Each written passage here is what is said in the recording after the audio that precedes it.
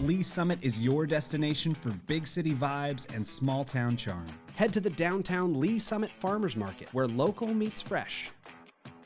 Then grab a cup of coffee and discover a variety of shops and boutiques just around the corner. Continue the fun in downtown Lee Summit at a retro arcade bar. Discover your new beer at one of our 6 locally owned breweries.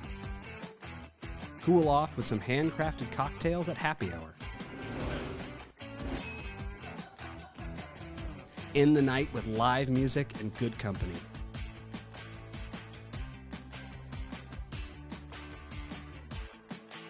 Lee Summit, Missouri. Hello, Lee Summit. Here's your flash briefing for the week of February 5th. City Council will meet for regular session Tuesday night at 6 in Council Chambers in City Hall. You can quickly catch up on City Council meetings by subscribing to the Council Debrief newsletter, which breaks down 3 to 4 key agenda items. Subscribe at cityofls.net. Heads up drivers, be road aware. A section of northbound Northeast Rice Road near the retention pond will be closed for 2 months for stormwater pipe repair. The contractor anticipates intermittent daily closures. All work is weather permitting and schedules are subject to change. And Southwest Hollywood Drive and Southwest Summit Crest Drive north of 150 are set to close for utility work for 1 week, weather permitting. Find detour routes on the city's website. And stay connected with the city by following us on our social media platforms. Be the first to know about city updates and related news. Find us on Facebook, X, Instagram, and YouTube. Thanks for listening and have a great week.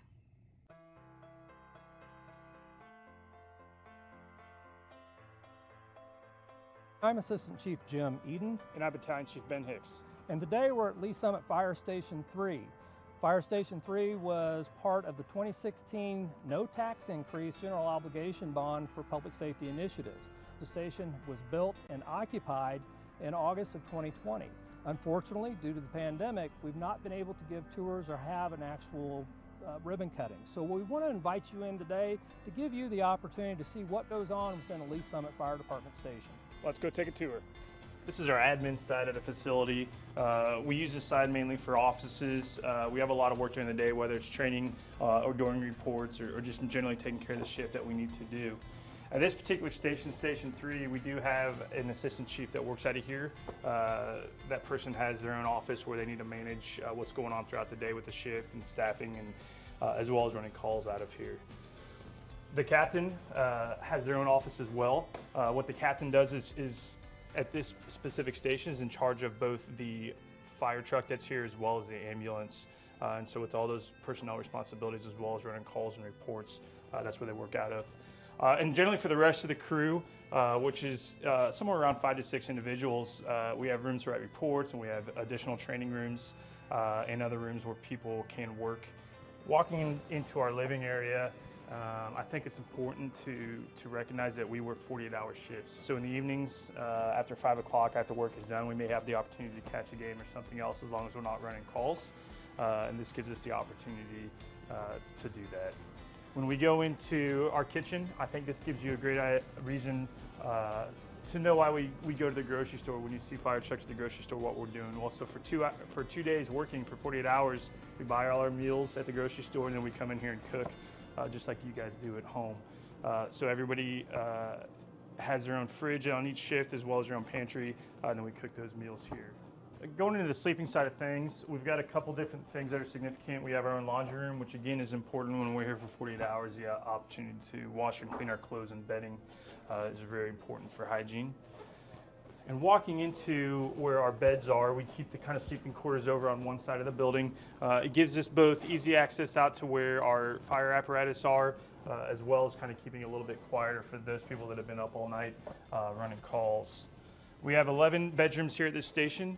And the reason we built it with so many bedrooms is we want to give ourselves as a city the opportunity to expand. So if we need to put another apparatus here or numerous other people working at this station, that's already in place as far as infrastructure goes, and we don't need to go back and try to make it bigger or better. And that's really important for us, especially because the old station was so small. Back out on the apparatus floor, we have doors facilitated as many places as possible, so that way when we're sleeping at night and a call comes out, we can make our way out fairly quickly to get out onto the truck if we need to and run a call. On the other side of the station, we kind of have other stuff that we may want to keep separated if we want to. Physical fitness is very important to us as firefighters. So in order to better ourselves and make sure we're as healthy as we can to do this job, we have our own gym facility here that we kind of go throughout the day when we can and get an opportunity to come in and work out. Our goal when we run calls, when we get back to the station after calls, our goal is to get ready to go back as soon as we can to run another call. So we have the opportunity or capability here to fill up our air tanks. You see firefighters wear the big air tanks on their backs and they use those in a fire. We can come back and fill those up and make sure that we're ready to go again when we're wanting to go run another call. We have our own workshop here. We work on a lot of our tools and making sure that everything's clean and operational, and this gives us the capability to do that, again, to make sure that we have everything we need and we're as capable as we can be running calls throughout the city. Cancer prevention is very important in the fire service right now. Because of that, we have an extractor machine, and what this does is gives us the capability when we come back from a fire, we can put our bunker gear into this machine and get all that really nasty crud off of our gear. Again, kind of getting back to that cancer prevention mode, allowing us to be as clean as we possibly can for the next call. And finally is our bunker gear room. We each have our own individual locker. This gives us the opportunity to store our gear when we're not here working in between shifts, as well as keep a clean extra set on here in case we do run a fire and we need to clean our current gear. Typically, this is where your day starts off at the fire station. You come in and get your gear and put it on wherever you're working that day, and then you end the same way, bring your stuff back to your locker to go home after working. This is Med 3. This ambulance just currently moved into the station from Station 7. Station 3, since we've had it built, has turned into one of our busiest stations in the city. Therefore, we wanted to provide the best care and the closest unit as we could. So we moved one of our ambulances up, and this became Med 3 for this particular instance. Out of this station, we also have Pumper 3. And that's a fire apparatus that they utilize to run the calls on this west end of the city. The last vehicle that you see is the chief's vehicle. We have 2 shift chiefs on shift every day, and they split the city.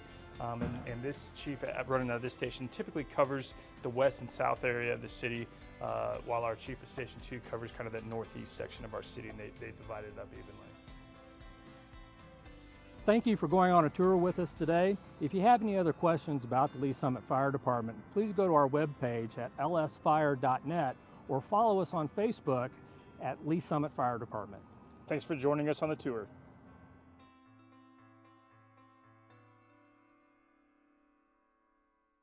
It's extremely rewarding overall.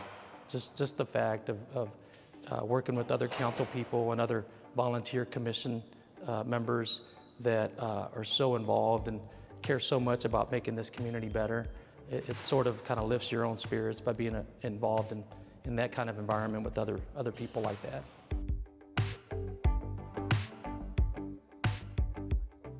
For many years, I was a typical resident, raising a family, going to work, in many cases leaving the city for employment, and went through a leadership class through the chamber. Learned a lot about our city and learned about all the great amenities and resources we have, and was asked if I was interested in volunteering on a commission. I said yes, and kind of the rest is history. I've just completed my 3rd year on City Council, and so looking forward to finishing strong with this first term, and look forward to continuing to serve this community. My thing is there's so many talented people in this community that believe in so many different initiatives. And for me, one of the big reasons why I decided to run was that as a residential taxpayer, I felt that we can always increase the business tax base of our community.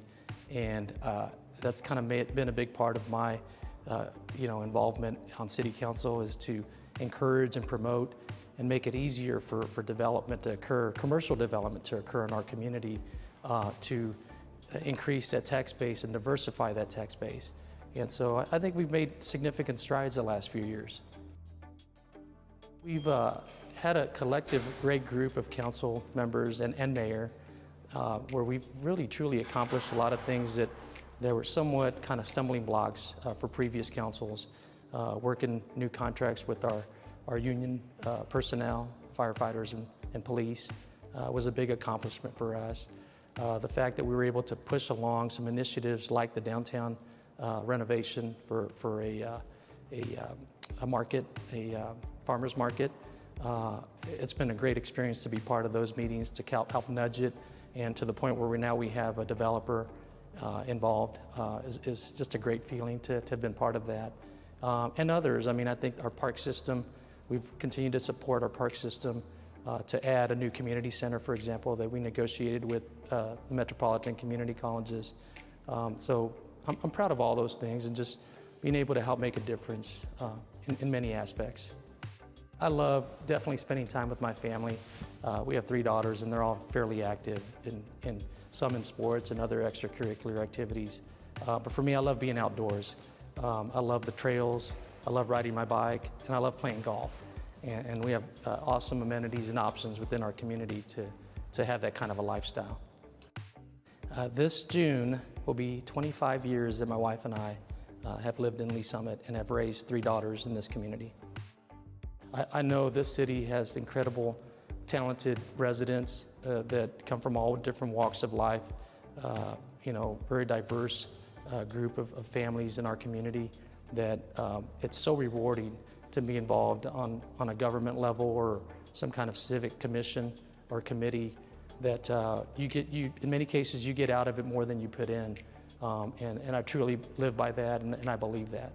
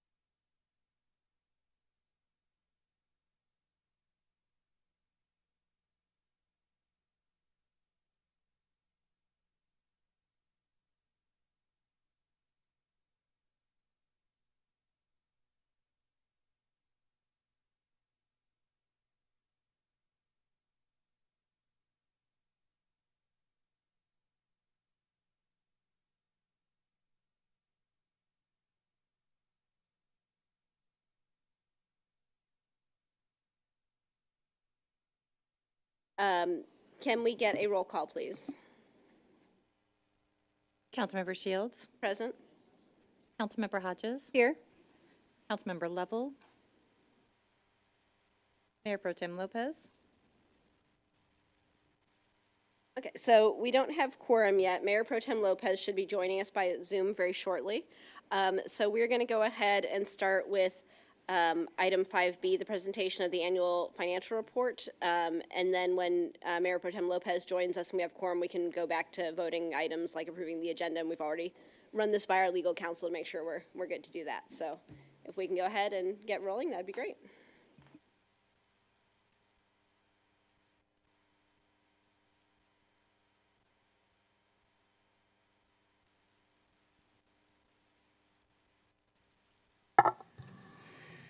Hello, Betty Werleman, Finance Director. I'd like to introduce Kristen Hughes, who is our audit manager with RSM US LLP, based in Kansas City, who is going to do the presentation of our annual audit report. And is the PowerPoint? Do we not have it? I guess I don't know. Let's see. Here's a PowerPoint. That's not. I guess I don't know if.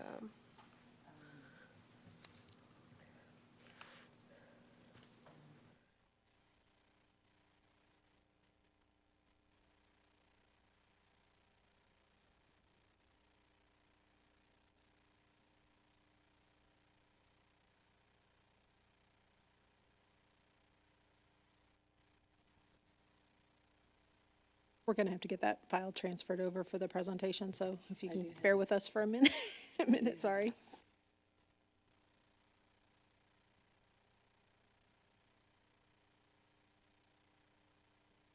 Oh, okay.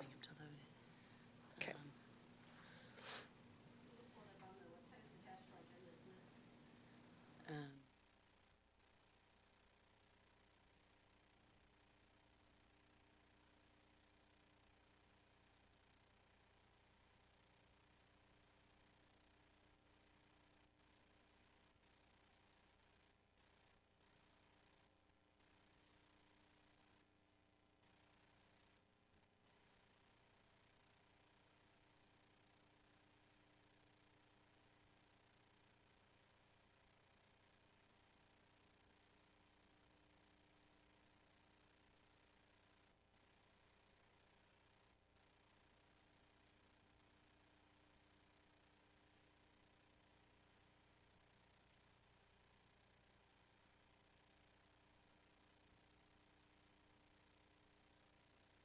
We switched to laptop and then the screen went off, so I don't know if it's supposed to be coming in.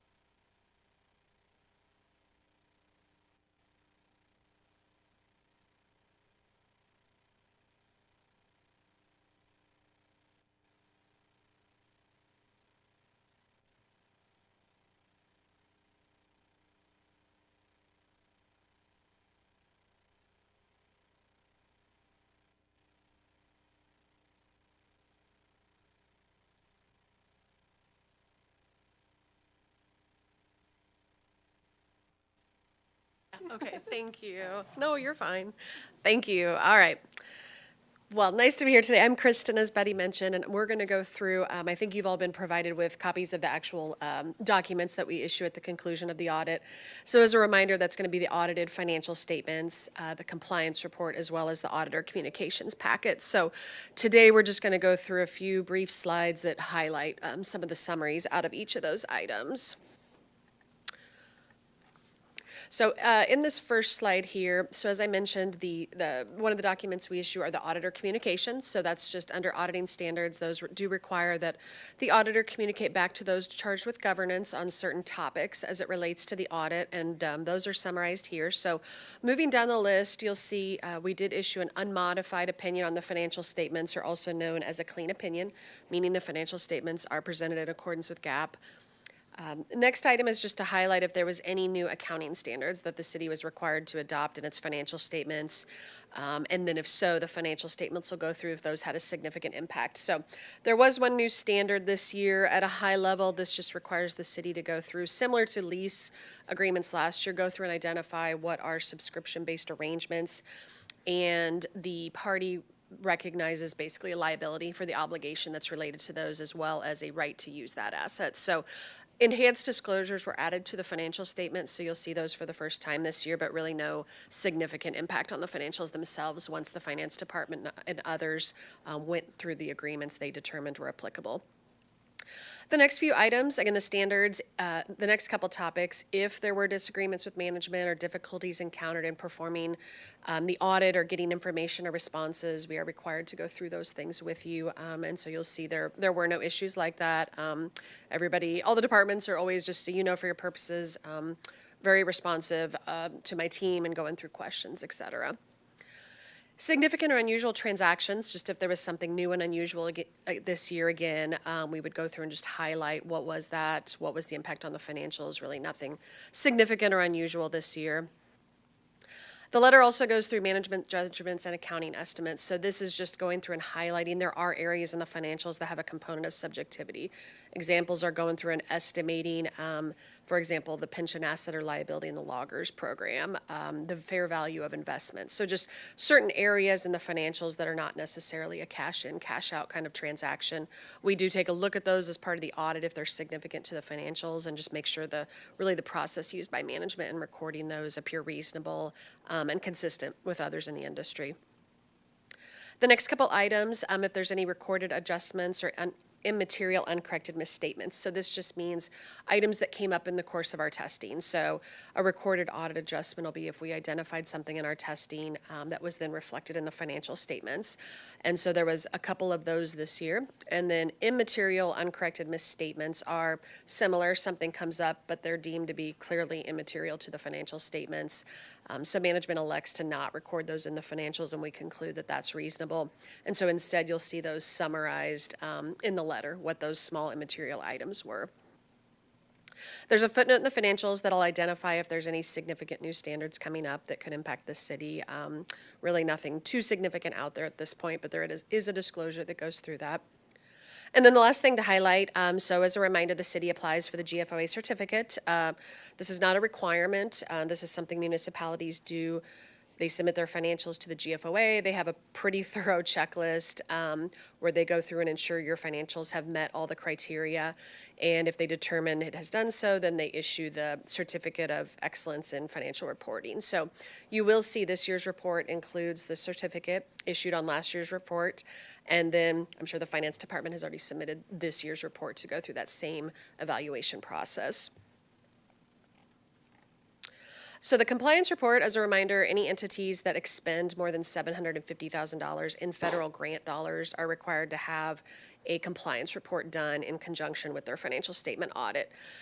So that's why the purpose of the separately issued compliance report. So in that document, that's where we summarize both the results of the compliance audit as well as if any deficiencies came up in our financial statement testing. So as a reminder, we go through, and if anything arises to the level of a material weakness or a significant deficiency, those are required to be communicated in writing as part of that packet. We had one deficiency that came up on the financial statement side. There was, we would call it cutoff. There were just some accruals that were not captured at the end of the year based on when the expenditure was actually incurred and the cash was paid after year end. So finance made an adjustment for that, so that is reflected in the financial statements, but simply due to the dollar amount and going through that, we evaluated that as the significant deficiency. But again, for perspective, when you think of the number of entries that are being recorded by the city throughout the year as well, to have one in the grand scheme of all the entries posted, just also speaks to we are not coming in and finding a lot of entries by any means. So for the single audit, just for perspective, the document goes through and you can see each of the areas that the city had federal grant expenditures in. So the city had about $2.5 million, I believe, this year, and again, that's detailed out by each of the grants. We tested the ARPA funds this year. That was the major program that was tested. That was about 31% of the total federal expenditures as far as coverage. And in going through that testing, the major program also had an unmodified or clean opinion, and there were no findings or questions cost reported, no instances of any dollars expended on items for unallowable purposes for the sample that we did test. So here there's just a few slides going through at a high level, just some of the results for the year compared really to the prior year. So here you can see total revenue for all of the governmental funds. You'll see that increased about $16 million this year, or 11%. Here you can see the categories. So the categories that saw the most notable increases, property taxes increased about $2 million. In the financial statements, management goes through in the document and provides what's called management's discussion and analysis. So just so you know, there's a narrative at the front of the report where management does provide reasons really on these similar areas as far as increases, decreases.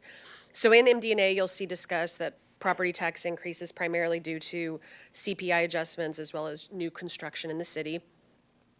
The largest category was sales and use tax. So as a reminder, the public safety sales tax went into effect middle of this year. So you'll see an increase there, as well as just a general across-the-board increase with inflation and just general sales. And then lastly, the blue category, if you recall, so the market the city had a loss on its overall investment portfolio in 2022 just due to the market. So you'll see last year there was a $3 million loss compared to a $1.9 million gain. So that was also a $5 million swing there, really, with just the better returns in the market for everyone. Expenditures by function in the governmental funds. So you'll see total expenditures increase this year about 18 million or 14%. Most of these categories, so general government saw an increase this year, public safety saw an increase, and then also capital outlay, which can certainly see fluctuations year over year just depending on the timing of capital-related projects occurring. Net position in the governmental activities, this just represents equity. So where is equity categorized? These are the three required categories. Any municipality would expect to see the majority of their sitting in net investment in capital assets, as that represents infrastructure where dollars have been spent.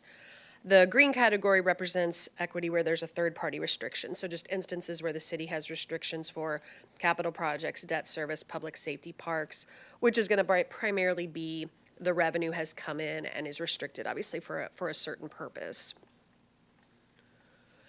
The general fund balance, so this is equity in the general fund. So here you can see just what the last 5 years have looked like. So unassigned specifically means that is the balance that does not have a third-party restriction or a commitment by council or has been earmarked yet by departments. So that represents amounts that are available for discretionary spending in the following year. And just for perspective, so you can see here, the amount at the end of the year was just over 44 million, and in 2023, the general fund's total expenditures were about 83 million. So amounts available are sitting at an amount roughly half of, for example, what the city's budget was last year. So the enterprise funds, as a reminder, this will include those that are business type in nature. So certainly by far the largest one is the water sewer fund, but it also tracks airport, rec center, the new stormwater utility funds. So this is looked at kind of from a different lens. These are the funds where you have the ability to set the rates in evaluating or the recovering the costs to provide these services to residents. So here, year over year, you can see how operating revenue did, saw an increase in the current year that was pretty comparable to the operating expenses. Depreciation expense, back that out really just simply because that's a non-cash expenditure. So here you can see both all of the enterprise funds generated in operating income for the year, as well as we're generating positive cash flows from operations, which you would want to see. I know that was a high level, but I'm happy to go through any questions if you've had a chance to look at the documents, or any questions on the audit if you have any. Has Mayor Pro Tem joined by Zoom by any chance?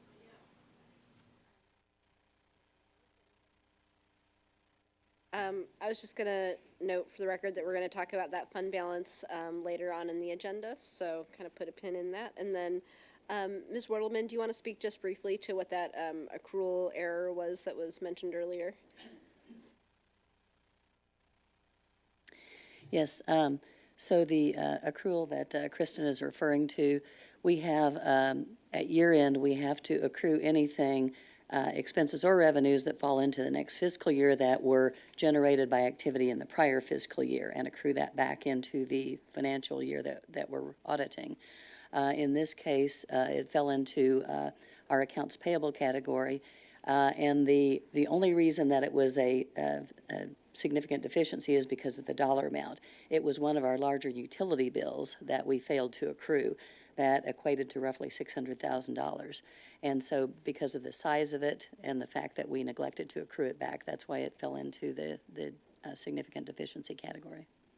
It would have been like for utility service that had been provided during this fiscal year, but the bill didn't come in until the next fiscal year, and it just got put in the wrong. Exactly. It was not paid until FY24, but it should have been accrued backwards because it actually was by obligation that occurred in FY23.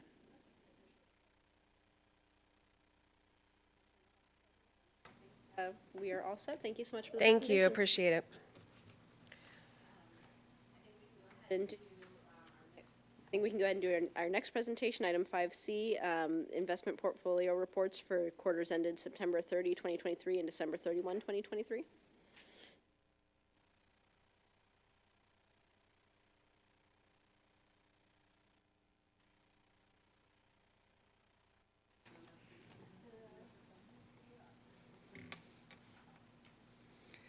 Good afternoon. Susan Brockhouse, Cash Management Officer for Treasury. I am pleased to present the investment summary for the quarters ended September 30th, 2023 and December 31st, 2023. So make this work. Bear with me just a moment. As of September 30th, 2023, the market value of the total portfolio was $257,803,261. You'll note that 74.17% of the portfolio is invested in U.S. Treasury securities, while 16.89% is invested in U.S. government agency securities, 6.58% in demand deposits, and the remainder for as of September 30th, 2023, was in MOSIP funds. Comparatively, as of December 31st, 2023, the market value of the total portfolio was $287,220,714.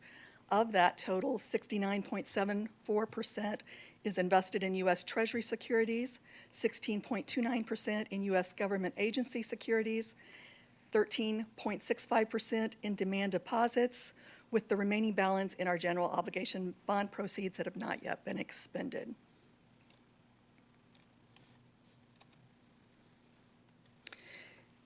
Looking at those percentages that we just discussed, this slide really just shows you that for the quarters ended September 30th, 2023 and December 31st, 2023, that we are compliant with the city's investment policy for our diversification standards.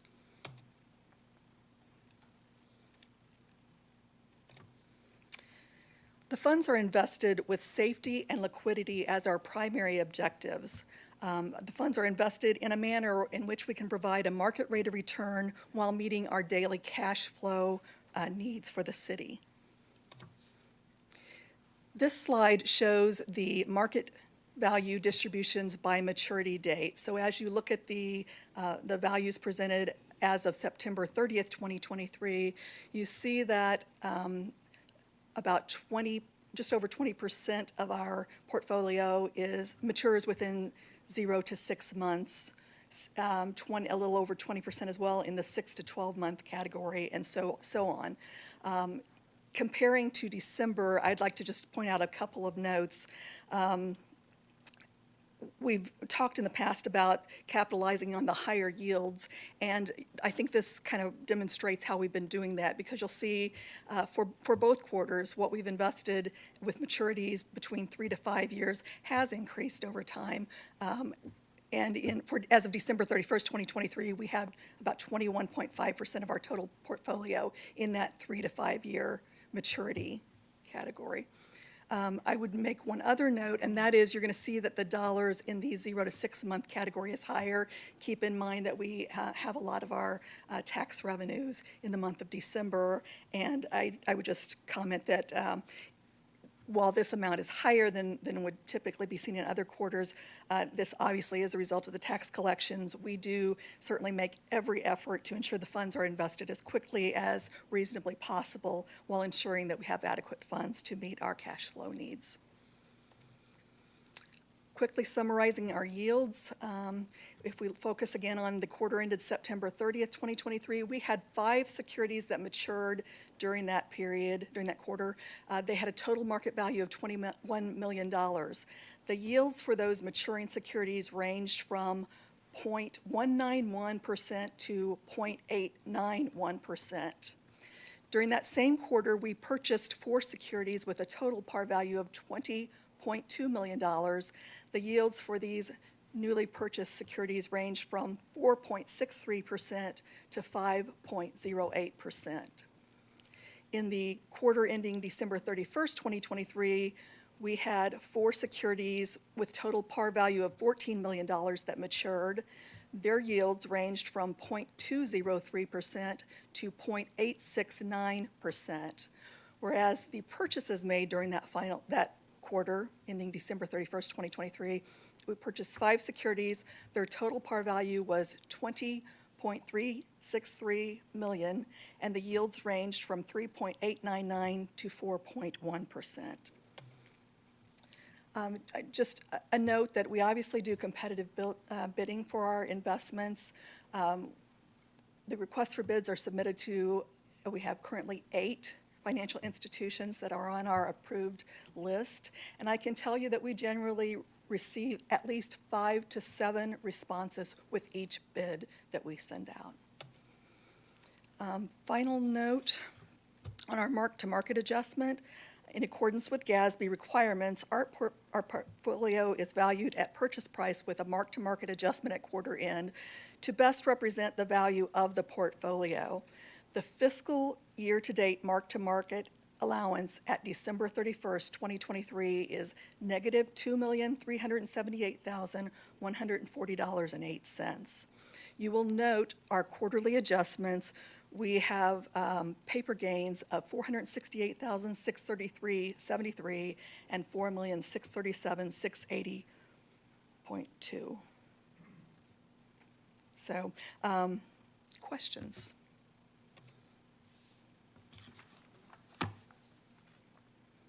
Okay, thank you. I may just add to connect between our audit report and the report that Susan Brockhouse just presented.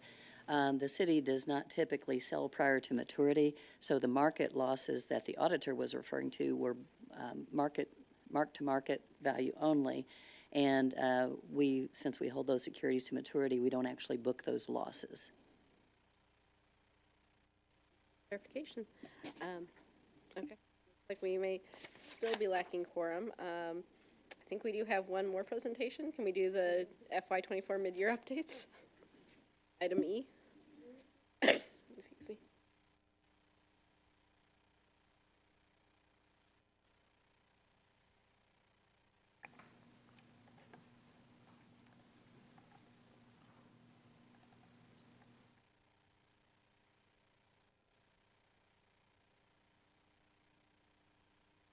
Good afternoon, Eric Stoyanov, Budget Manager. So every year when we hit the mid-year point, we ask all departments to kind of review their budgets to see where their expenses are, then project out for the full year. And we also do the same with our revenues, see where the trends are, and then project out to the full year just to gauge how we're doing with the budget.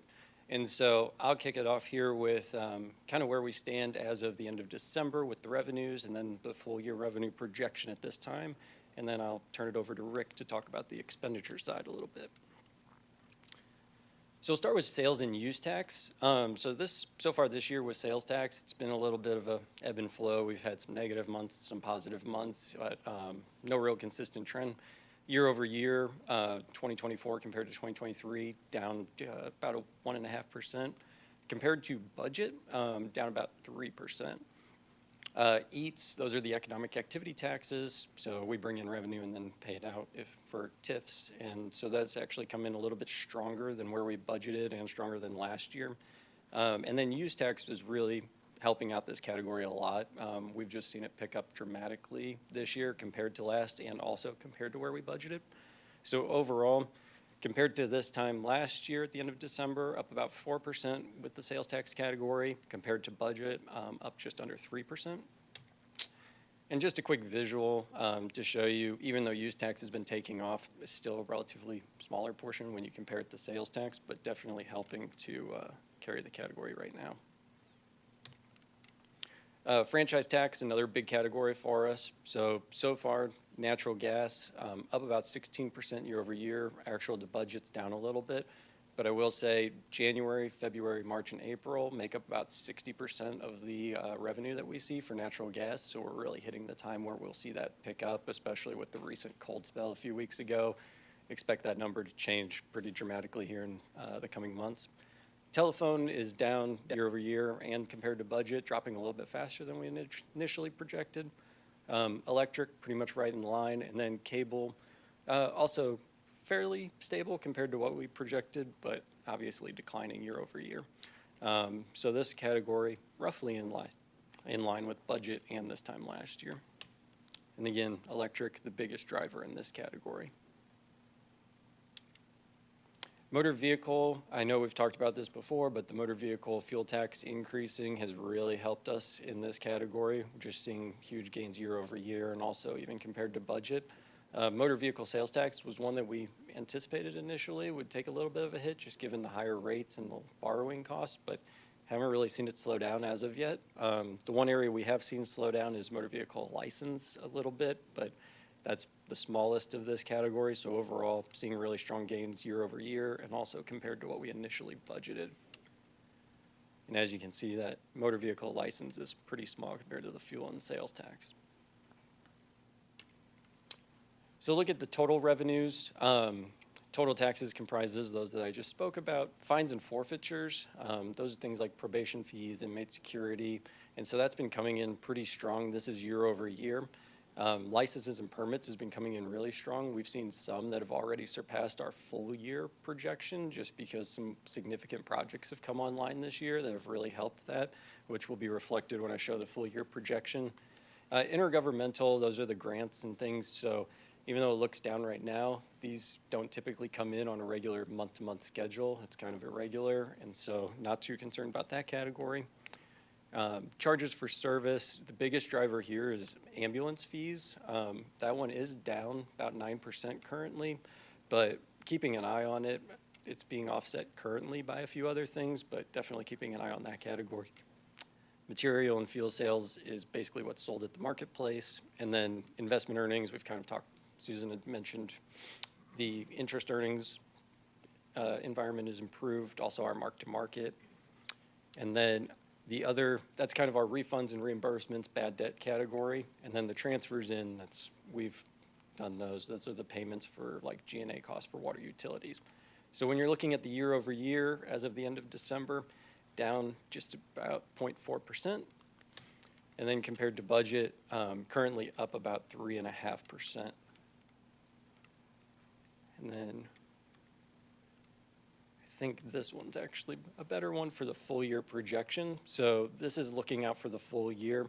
Again, with just 6 months of data, things can change pretty quickly. So this is one that we'll continue to monitor and refine as the months go on. But a good starting place right here. Property tax, we haven't seen any of that yet, so we have not touched that budget projection. Still waiting to get those numbers in. Sales tax, with the strength of the use tax, and also marijuana tax is rolled up into the sales tax category. Since we only have 3 dispensaries, we can't break that out separately, so that's rolled into the sales tax amount. So the combination of that and the use tax, we've bumped our projection up just slightly for that sales tax category. Franchise, just because of cable primarily and telephone, knocked that one down slightly. Motor vehicle, we talked about the fuel tax. Fines and forfeitures, given how strong it's been, decided to increase that one slightly, and the same with licenses and permits because we've already hit our projection numbers for the entire year and we're only 6 months in, so some of those needed to be updated given the activity that we're seeing. Investment earnings, again, we've kind of talked about the interest earnings and mark-to-market adjustments that have improved in our favor. And so overall, compared to the initial approved budget, as we stand currently, we're projecting about 1.5% increase to what we initially thought on the revenue side. Again, we've seen things change quickly, so we monitor all of these revenue sources on a monthly basis and can change them, but it's good to get a 6-month snapshot just knowing that these are subject to change. And so that's the revenue side. So any questions on the revenue side before I turn it over to Rick on the expense side? Oh, sorry, I jumped the gun. I'm still going. Public safety sales tax revenue. Forgot about this one. So this one is also seeing similar trends to what we're seeing with the general fund. Sales tax down a little bit compared to what we expect. Use tax up significantly. So at the mid-year point, up about 0.8% compared to budget. Yeah, and then for full year budget projection, since this had only started recently, we didn't really have a year-to-year to compare, but overall, we're upping it about 5.2% for the actual to budget for the full year projection for the public safety sales tax.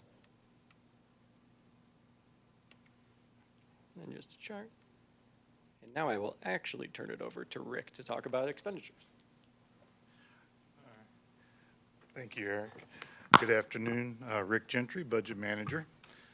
Slide before you is the mid-year projections. The city staff goes through starting in December, January, looking and updating their budget numbers. So how projects are complete, things are in the past, they know how much they cost, they can make adjustments, put those actuals in, and then look at what projected expenditures they're going to have the rest of the year, and they also make adjustments to personnel positions that have changed throughout the year for vacancies and other things. One of the things that impacted all the departments and personnel was we get to actually put in the insurance number, health and dental insurance, which brought in savings about $300,000 across all departments by updating those numbers. So you can see this list here. You can see most departments. These are the general fund departments. You can see that they're under. Most of that's based on vacancy savings. We do have a couple of departments that will need additional spend authorization, and that's part of the budget amendments that will be presented later. It's on legal services and the municipal court. So overall, we're right now anticipating about 2% under projected or the original budgeted amount for expenditures. You can see the same numbers here graphically. As you can see, public safety is obviously the largest part of our budget. The finance for the public's information. Our finance department also has a part of the budget, our bad debt write-off. We pay the general fund overhead charges for ITS services for the general fund, as well as our adjustment for insurance charges that we are not able to collect for ambulance charges with insurance. So that's included in that as well, so which makes that number look much larger than it actually is for the finance department. Public safety sales tax. Here again, they did have some savings in both areas. They've also had several projects. They had quite an extensive list of new projects and purchases they were doing this year. Some of those have come in under budget, so they've been able to make the adjustments to the budget mid-year and show some savings there in both fire and police and the public safety sales tax.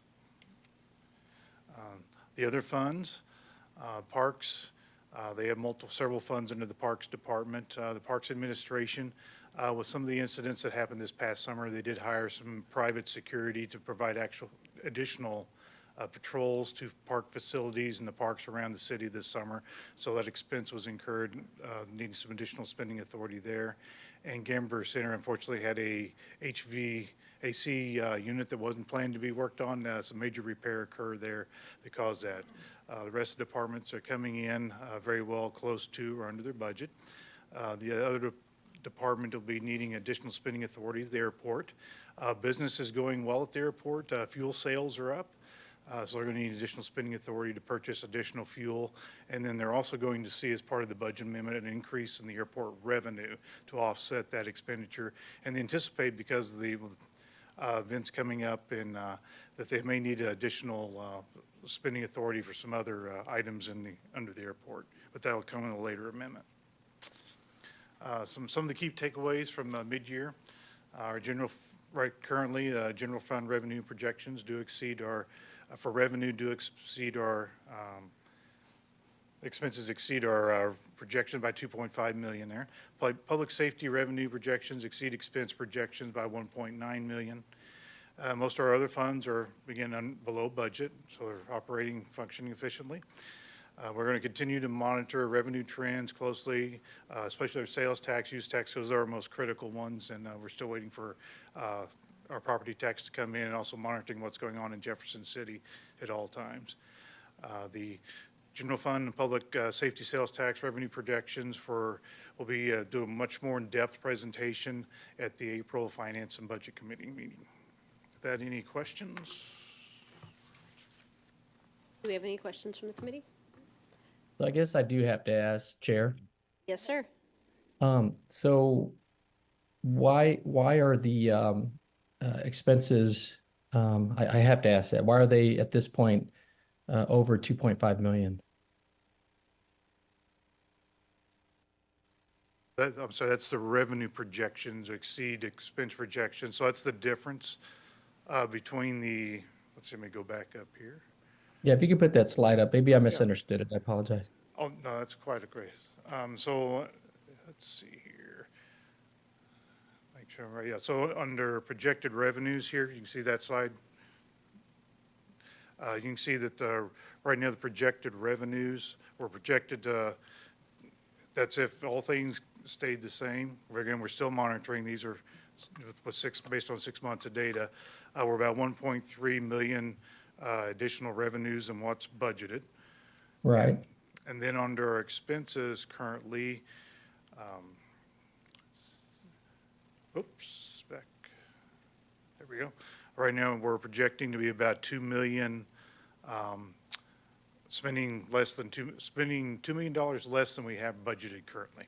So that difference is gotcha. about the 2.9 roughly, yes. Okay, gotcha. Good That question. clarifies it. Thank you, Mr. Gentry. You're welcome. If we don't have any further questions, then thank you so much for the presentation. Okay, so now, as you all just heard, Mayor Pro Tem has joined us, so we have quorum. Do we need to do an additional roll call, or what do we need to do at this point? All right, let's do that. Can we have roll call, please? Councilmember Shields. Present. Councilmember Hodges. Here. Mayor Pro Tem Lopez. Here. Councilmember Lovell. Have quorum. Next, we're going to do approval of the agenda with the modification that items 5B, 5C, and 5E were moved to the beginning of our packet. With those amendments, could I get a motion to approve the agenda? So moved. Second. We have a motion and a second to approve the agenda as amended. Could we get a vote, please? Mayor Pro Tem Lopez. Aye. Councilmember Hodges. Aye. Councilmember Shields. Aye. Next item of business is public comments. I appreciate our public for waiting so patiently. I believe we have Taylor McCoy from Jim's Tow Service who wishes to make public comment. You can approach the microphone and introduce yourself, and then feel free to speak. Yes, my name is Taylor McCoy. I'm an owner of Jim's Tow Service alongside of my brother. I was unable to make the city council meeting last week, which was unfortunate because I feel like I could have answered some questions that would have helped quite a bit. I'm mainly here just to answer any questions that you guys have. I have verified with my insurance company that we meet all of the required documents that are set forth in this contract. And I do have paperwork to show that and corroborate that. So I'm here for your questions, and thank you for overseeing this. So. For coming to our meeting. Next item is 5A, 2024-6094, approval of the January 3rd action letter. Chair? I move for the approval of the January 3rd, 2024 Finance and Budget Committee action letter. Second. We have a motion and a second to approve the January 3rd action letter. Can we get a vote, please? Councilmember Hodges. Aye. Mayor Pro Tem Lopez. Aye. Councilmember Shields. Aye. That passes. We're skipping B and C as we discussed. Next is item D, bill number 24-017, an ordinance approving the award of RFP number 2024-022 for tow services for a 1-year term with up to 4 one-year renewals to James R. McCoy LLC, DBA Jim's Tow Service, as the primary awardee, and Ron's Auto and Tow Truck Towing LLC as the secondary awardee, and authorizing the city manager to execute the same by and on behalf of the city.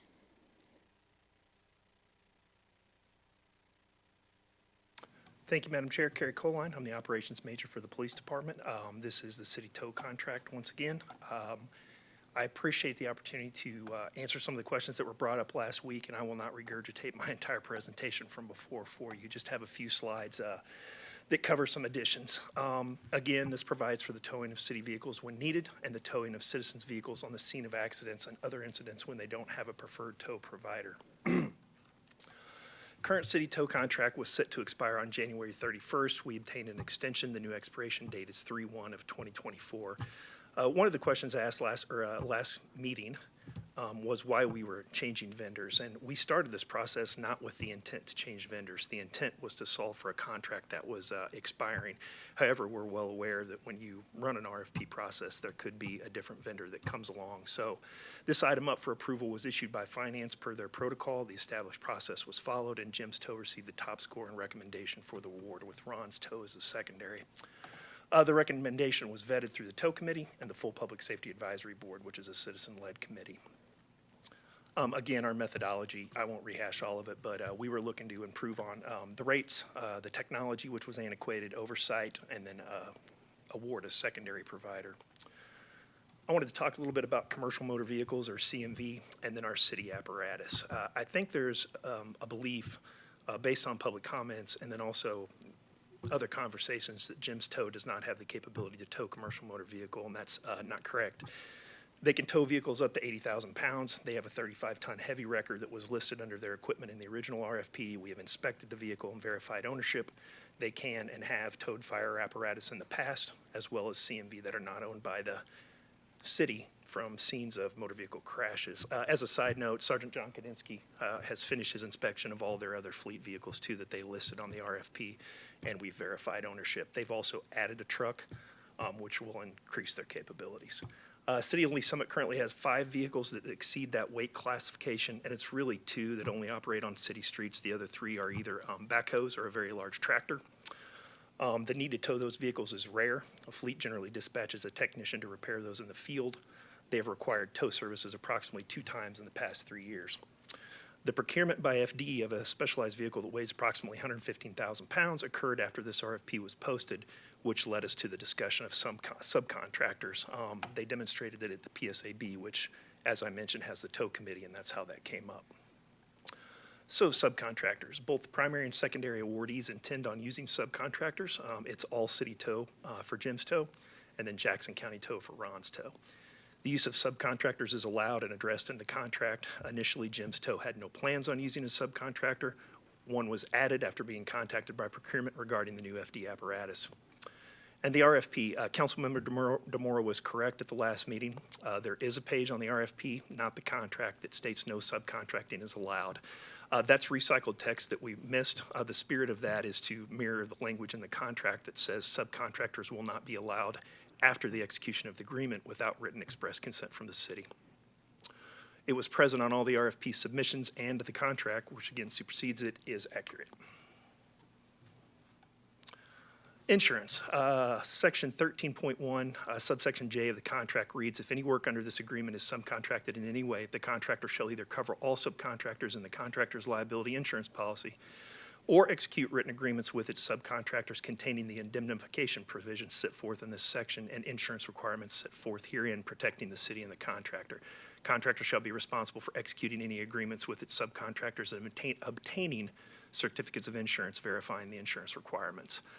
I'm not an insurance expert, obviously, but I believe this is what Councilmember Lovell was talking about during the discussion during the council meeting. The insurance policy for Jim's Tow, along with a letter from their carrier, has been added to the packet as Exhibit C. All City Tow's contact information, which again was not on the RFP, Councilmember DeMora was correct, but that's only because they weren't intending on using one until the fire apparatus was identified, has been added. They have 3 metro offices in Belton, Independence, and Kansas City, Kansas, and a letter stating their intent to assist Jim's Tow should the need arise has been added to the packet as Exhibit D. Lastly, the contract, there was a comment about cleaning up the language back in committee. So the language in both the primary and secondary contracts regarding subcontractors is standard for all city contracts, so no edits or additions were recommended. Again, we did add exhibits for both the insurance document and the information for the subcontractor for Jim's Tow.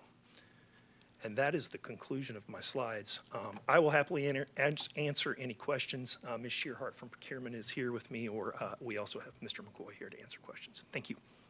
Thank you. I appreciate the additional work and research that was done. I think you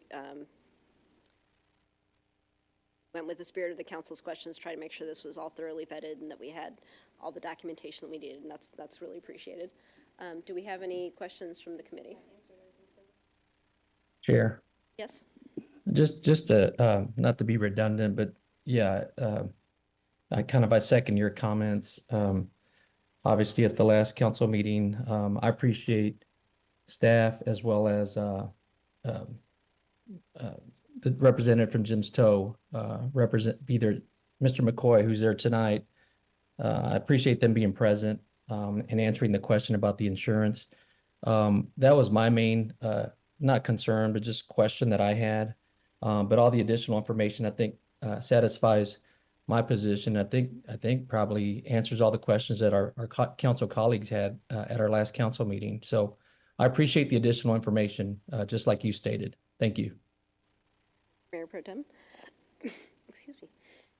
And I did appreciate kind of you discussing in your presentation about why this was a new RFP, that we had an expired contract and we were looking to put something new in place. And I think it's really important that we always keep in mind as a city that, you know, our goal is to make sure that the city and our citizens are getting the services that they need. And it's not about what vendor provides them. It's about finding the vendor that can do the work that we need done and not going into it with a preconceived notion of who that'll be necessarily. That occasionally we have times when we need to do a sole source procurement for different reasons, but generally we want to make sure that we have an open process where everyone has an opportunity to bid and make sure that we're getting the best services for our citizens. So thank you for that clarification.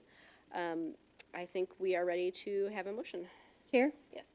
I move to recommend to City Council approval of agenda item 5D. Oh, yes. Bill number 24-017, an ordinance approving the award of RFP number 2024-022 for tow services for a one-year term with up to 4 one-year renewals to James R. McCoy, LLC, DBA, Jim's Tow Service as the primary awardee and Ron's Auto and Tow Truck Towing, LLC as the secondary awardee, and authorizing the city manager to execute the same by and on behalf of the city.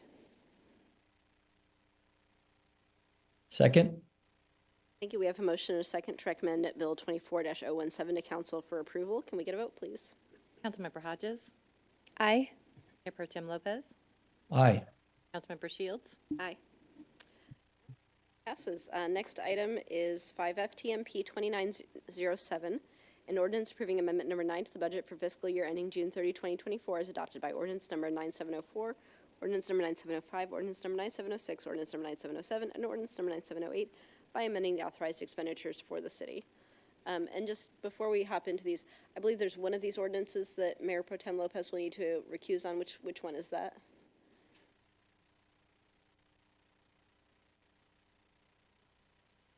Item G. Yeah, item G. Okay, so not this one, but the next one. Thank you.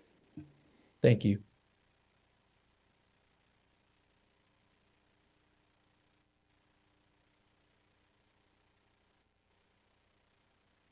Good afternoon, Rick Gentry, Budget Manager. Let me get back to the, see, we have the,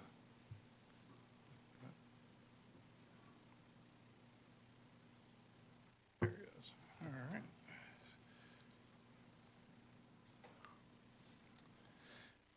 Good afternoon. Before us, we have, I'll just touch budget amendment number 9 has most of the items, and they're the items that we touched on briefly in the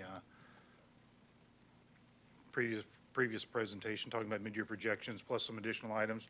And there's just one item relating to budget amendment number 10 as just a single item, and it'll be included in this presentation as we go through, just for information purposes. First item on part of the budget amendment number 9 is the updating of the pay and classification plan. Per the labor agreements approved by the represented employees of the police and fire departments and the mayor and city council in January of 2022, the pay and class plans, pay rates for the public safety staff are increased each February, because the plan was approved in January, so February is when the plan increases each year, the pay rates. So those, this is to update the pay and class plan to reflect those increases starting obviously in federalities and duties to that position, and adding it to the pay and class plan. So it's been graded by HR and placed on the plan. Make a couple of FTE changes for that performance management analyst. We're going to be reducing the ITS total FTE count by 1 position, the application administrator position, which was a expansion position that's been open all year, so some of their vacancy savings. Reduce their count by 1, and then add that 1 FTE position to the administration department for the performance management analyst. There's enough vacancy savings within and other savings within the administration to cover the salary and benefits of that position for the rest of the year once it's filled. And then the money that would be going to the ITS fund for next year will stay in the general fund to fund the position in FY '25. Excuse me. Another change on the FTE sheets, the fire department is anticipating a retirement within the fire department, its command staff this next budget year. And planning ahead to start preparing for that transition and getting the next person on board. They like to promote from within, as they do with these types of positions, and prepare and promote that person so they can begin their training and understanding the full duties and responsibilities of the position, and then to have that knowledge transfer before the person retires. They do have enough existing savings in the FY '24 budget and the public safety sales tax where the position is paid out of to cover that for the rest of this year, and then it'll stay in that in the public safety sales tax next year for the approximate 3 months until the individual retires, and then that quarter FTE will take that off the sheet with an amendment in next year. Transfers and increases. It included in the public safety sales tax that is approved. One of the expansions that were approved this year was for Pro QA software that's used in the fire dispatch. Today what they use is they use paper cards that goes through when a call comes in to help support the person on the line, to give them instructions of what to do in a medical emergency. This is a software to where they can do, and by clicking and going through and give those, it's much more efficient, much quicker. Plus it also coordinates and lines up with the call software, so that is recorded as well with the call. So the ITS, they will be managing this project, so we're transferring the money for the project from public safety sales tax to ITS, as they'll manage and oversee the implementation of this project, coordinating with the fire department.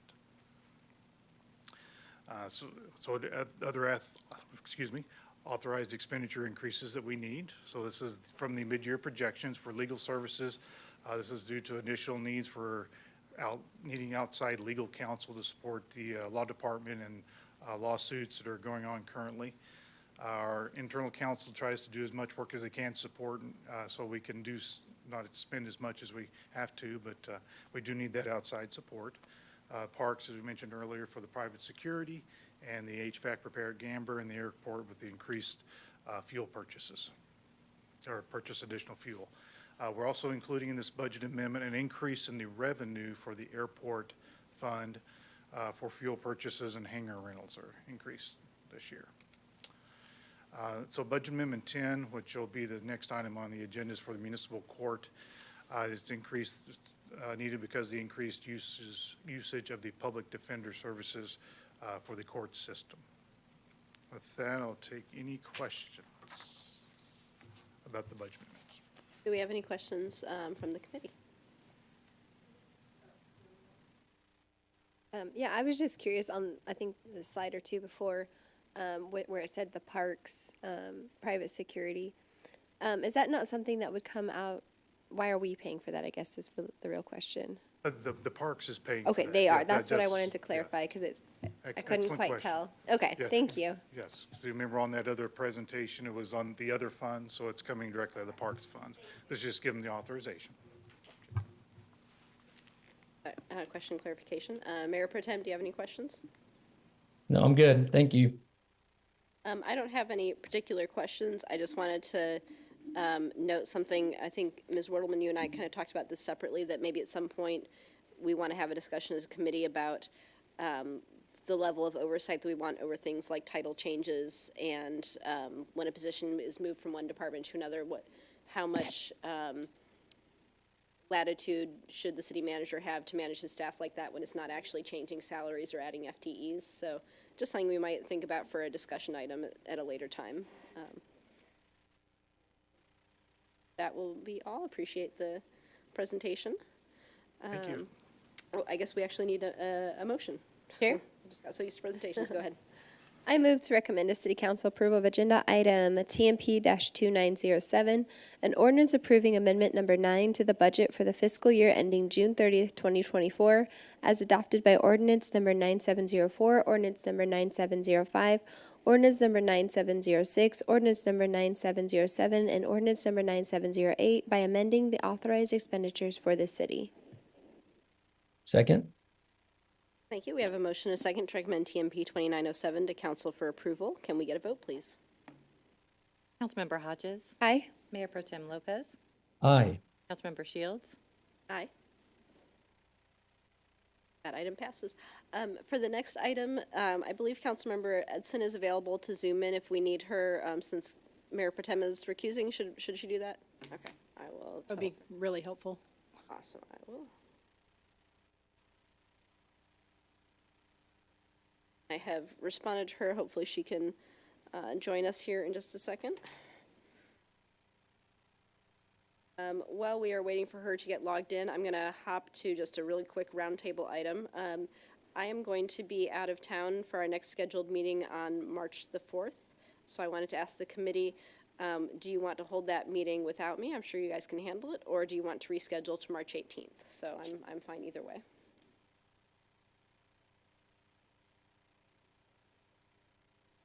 I'm good either way. Yeah, so if we can continue as is if we've got enough people. If not, I'm good with February 18th too. Or, sorry, Councilman- March 18th. Mayor Pro Tem, do you have any? I can be flexible as well.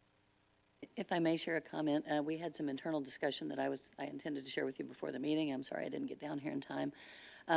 We do have scheduled for that March 4th meeting our schedule of fees, review and approval.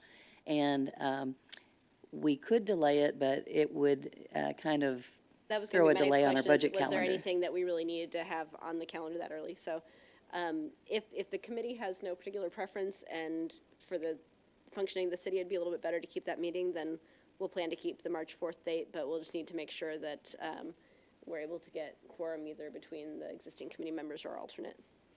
Thank you. Is Councilmember Edson be able to join us? On. Okay, perfect. Let us move on to item TMP 2915, an ordinance approving amendment number 10 to the budget for the fiscal year ending June 30th, 2024, is adopted by ordinance number 9704, ordinance number 9705, ordinance number 9706, ordinance number 9707, and ordinance number 9708 by amending the authorized expenditures for the city. And as mentioned earlier, I believe Mayor Pro Tem Lopez will be recusing on this matter. Okay.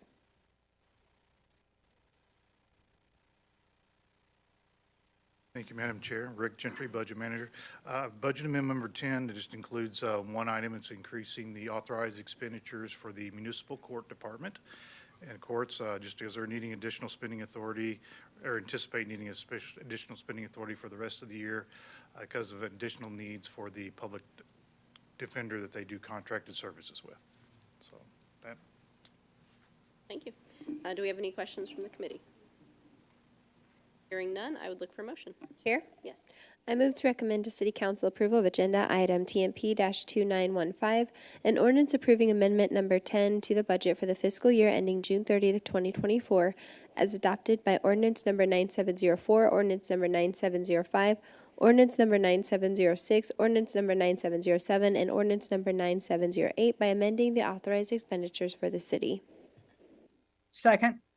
Thank you. We have a motion and a second to move TMP 2915 to council with a recommendation of approval. Can we get a vote, please? Councilmember Hodges. Aye. Councilmember Edson. Aye. Mayor Pro Tem Lopez has recused. And Councilmember Shields. Aye. All right, that moves to council. Thank you, Councilmember Edson, for joining us in our moment of need. We appreciate you. You're welcome.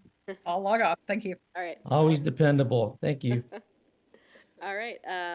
We are moving on to roundtable, which includes a presentation report regarding the general fund balance reserve.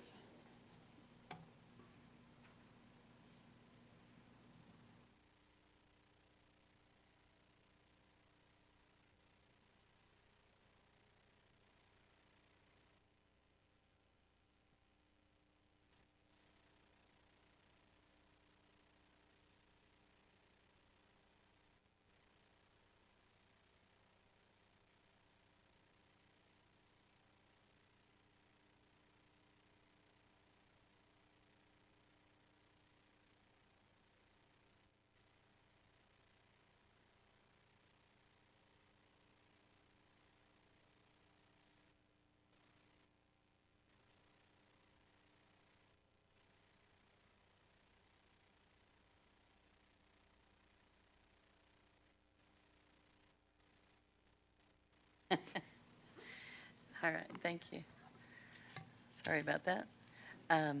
Okay, so the city has had an ordinance in effect since fiscal year 14 that established a minimum fund balance reserve for our general fund. And that ordinance served the purpose of providing a minimum balance that would provide for economic stability and could only be used in the event of some sort of financial crisis. And there are provisions in the ordinance that establish that. So we did review and revise that ordinance, and ordinance number 9757 was adopted in September of last year. And it has some similarities to the prior ordinance, but it also puts a focus on capping that fund balance that's available beyond the reserve amount. So this calculation has been performed for since 2014, but we do have a slight difference to the calculation now, as you can see in this column labeled FY23. So we start out by showing the recurring revenues and expenditures here at the top, and then the net change in the fund balance for the year. And these numbers are consistent with our annual financial report that was just presented earlier tonight. Then you can also, we start with the beginning fund balance, the fund balance at the end of the fiscal year. We deduct out non-spendable. And in this case, that non-spendable amount relates to interfund loans and amounts due between funds at year end. That brings us to what we call the unassigned fund balance, which is the general fund amount that is available for spending, not obligated or committed in any other way. Then, based upon the newly adopted ordinance, we're calculating the minimum 25%, which, as you can see in past years, was 2 months' worth of revenues or expenditures, which was 16.67%. Based upon the new 25% floor, the fund balance reserve amount is now $23,915,217. The ordinance also provides now that we look at a cap amount, a targeted cap of 35%. And that cap of 35% calculated against our expenditures for FY23 is $33,481,303. So you can see that based upon the expenditures being higher than our revenues for FY23, we have an unassigned ending fund balance as a percent of revenues, or I'm sorry, of expenditures of 46.56%, which is the relevant number for consideration given that the expenditures exceeded revenues. The provision that we look at that cap over 35%, that brings us to an amount of $11,057,672 as an amount that is available in excess of that 35% targeted cap. The ordinance then provides that the city manager is obligated to look at this dollar amount in excess of that 35% cap and bring forward a plan for use of those funds to be able to invest them for community purposes. You'll notice that we have on here a projected FY24 column, and the only reason that I've included that on there is because the use of those funds that are available can be impacted by what's going on in our current fiscal year. So you can see, based upon our recurring revenues that were adopted and our expenditures at this point, and this is the adopted budget, including all amendments to date, including those that just got approved tonight, that we have a potential overspend, meaning that the expenses exceed the revenues by $1.1 million. Now, that amount is far from set in stone. It's likely to fluctuate quite a bit. It could even turn out to be a positive number depending on how our revenue projections come out. And as you saw from the earlier forecast, that number very well may be a positive number that increases our fund balance rather than decreasing. It's just one of those things that I wanted to throw out there so that you have that awareness that the spending of that $11 million could be impacted by what's going on in our current fiscal year and be a part of that plan. So at this point, this goes to the basically the court of the city manager to look at this $11 million figure and come back with a planned report on what he wishes to do with that or to bring before the council.